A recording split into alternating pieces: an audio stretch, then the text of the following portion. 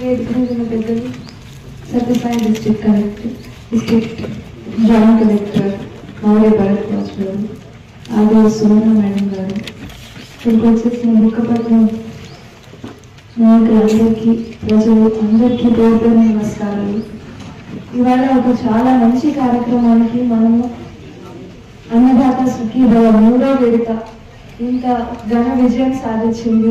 ఇవాళ తూచా తప్పకుండా చంద్రబాబు నాయుడు గారు మేనిఫెస్టోలో చెప్పినట్టు ఆ 20,000 ప్రతి రైతుకి ప్రతి సంవత్సరం అందజేస్తామనే మాట ఖచ్చితంగా ఇవాళతో అమలైంది. మొదటి సంవత్సరం 20,000 రైతుల అకౌంట్లోకి పడిపోయింది. ఇది ఒక గొప్ప కార్యక్రమం. దాదాపు 46,86,000 మందికి ఇవాళ 20,000 రూపాయలతో దాదాపు 6,660 కోట్ల రూపాయలు అన్నదాత సుఖీభవ కింద ఇవ్వడం జరిగింది. చిన్న అమౌంట్ కాదు ఇది. రైతుల పట్ల మన ప్రభుత్వానికి, మన కూటమి ప్రభుత్వానికి ఎంత చిత్తశుద్ధి ఉందో దీని ద్వారా మనకు తెలుస్తుంది. మనందరికీ మనం తెలుసు, భారతదేశం అంటేనే రైతులకి ఒక మంచి గుర్తింపు ఉంటున్న ఒక దేశం అని అందరికీ తెలుసు.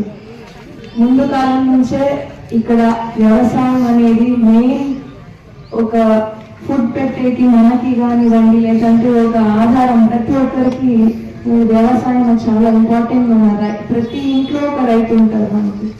సో ఇలాంటి వ్యవసాయం ఇంత గొప్పగా భావించే ఒక దేశంలో మనం అందరం పుట్టినందుకు నిజంగా గర్వించాలి ఒక పక్కన.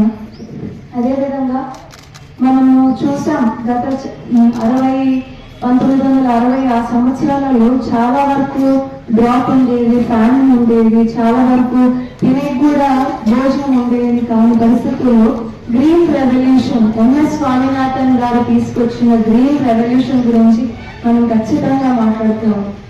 ఆయన ఇంకా గ్రూప్ ఆఫ్ సైంటిస్టులు అందరూ కలిసి ఈల్డ్ పెంచడానికి, దిగుబడి పెంచడానికి కెమికల్ ఫర్టిలైజర్ కానివ్వండి, కొత్త అగ్రికల్చరల్ టెక్నిక్స్ కానివ్వండి, లేకపోతే ఇరిగేషన్ ఫెసిలిటీస్ ఇంప్రూవ్ చేయడం కానివ్వండి, ఇవన్నీ తీసుకురావడంతో మన భారతదేశంలో ఏవైతే వ్యవసాయం చేస్తున్న రైతులు ఇబ్బందులు పడుతూ ఉన్నారో అవన్నీ కూడా చాలా వరకు తగ్గిందంట.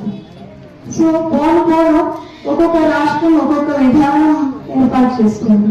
కానీ మనం ఒక్క విషయం గుర్తుపెట్టుకోవాలి. మన ఆంధ్రప్రదేశ్ రాష్ట్రంలో డ్రిప్పులు, స్ప్రింక్లర్లు, ఇంకా ఇవాళ మనం చూసాం అక్కడే ఉంది డ్రోన్, ఇలాంటి కొత్త పరికరాలన్నీ కూడా వ్యవసాయానికి, రైతులకి పరిచయం చేస్తున్న ఏకైక ముఖ్యమంత్రి ఎవరైనా భారతదేశంలో ఉన్నారు అంటే మన చంద్రబాబు నాయుడు గారని గౌరవంగా చెప్తున్నారు. టెక్నాలజీని ఐటీ రంగంలోనే కాదు, ప్రతి రంగంలోనూ రైతులకి కానివ్వండి, వేరే ఏ డిపార్ట్మెంట్ లో కానివ్వండి, టెక్నాలజీని ముడి పెడితే దిగుబడి పెంచొచ్చు, రైతుల కష్టాలు, ఆ డిపార్ట్మెంట్ లో చేసే వారికి కష్టాలు తగ్గుతాయనే ఒక మంచి ఉద్దేశంతో ఆయన చేస్తున్న కృషి, ఆ వయసులో కూడా ఆయన ఈ ఇన్నోవేషన్ వైపు చూపిస్తున్న మొక్కు నిజంగానే మన కొత్త జనరేషన్స్ అందరూ కూడా చాలా ఒక స్పోర్టివ్ గా తీసుకుని అది కూడా మనం అడాప్ట్ చేసుకోవాలి. ఇందాక కేశవ్ రెడ్డి గారు వచ్చి చెప్పారు, కేవలం 20 సెంట్లలో 50,000 రూపాయలు ఆయన ఆర్గానిక్ ఫార్మింగ్ ద్వారా తీసుకోవాలి బయటకి అని చెప్పి. మనం చూస్తున్నాం బయట ఐటీ చదివి ఫ్రెషర్ గా వచ్చిన ఐటీ ఉద్యోగి కూడా, కొత్తగా వచ్చిన అబ్బాయి కూడా 18,000-20,000 మాత్రమే సంపాదించుకుంటున్నారు. అందరూ ఐటీ రంగం వైపు పరిగెడుతున్నారు, పిల్లలందరినీ అటువైపే మొక్కు చూపిస్తున్నారు. కానీ మన రూట్స్ ఎప్పుడు మనం మర్చిపోకూడదు. రైతులకి కరెక్ట్ పద్ధతుల్లో ఆర్గానిక్ ఫార్మింగ్ కానివ్వండి, లేదా టెక్నాలజీని వాడి మంచి కెమికల్ ఫర్టిలైజర్స్ అన్ని కూడా వాడి దిగుబడి పెంచుకుంటే ఇంతకంటే మంచి ఒక ఉద్యోగం, ఒక పీస్ఫుల్ అట్మాస్ఫియర్ ఏది ఎక్కడ ఉండదు అని గర్వంగా చెప్పుకుంటాను.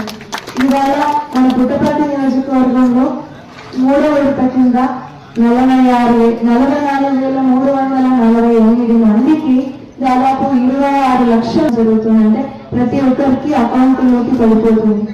ఇంత గొప్ప కార్యక్రమం చేస్తున్న కూటమి ప్రభుత్వానికి నిజంగానే మెచ్చుకుంటున్నాను.